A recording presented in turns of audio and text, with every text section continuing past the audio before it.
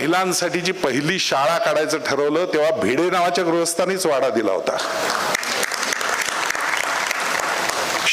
महाराजांचे सगळे शिक्षक ब्राह्मण होते. अष्टप्रधानातले 4 ब्राह्मण होते. त्यांचे दिवाण रघुनाथराव सबनीसही ब्राह्मण होते. आणि रामजी सकपाळाचा मुलगा हुशार आहे, त्याला शिकवलं पाहिजे म्हणून त्याला दत्तक घेणाराही आंबवडेकर नावाचा ब्राह्मणच होता, ज्याच्यामुळे सकपाळाचं आडनाव भीमराव आंबेडकर असं नंतर झालं. त्यामुळे हा इतिहास विसरता कामा नये की आपल्या समाजातल्या लोकांनी इतर सर्व समाजाच्या उत्थानासाठी काम करून एका पातळीवर समाज आणण्याचं काम सगळ्यात जास्त केलेलं आहे. म्हणून मी म्हटलं की हे विस्मृतीत नाही जाता कामा की आपल्या समाजाने काय केलं आणि कशा पद्धतीने समाजाचा एकूणच सांस्कृतिक स्तर उंचावण्यासाठी काम केलेलं आहे.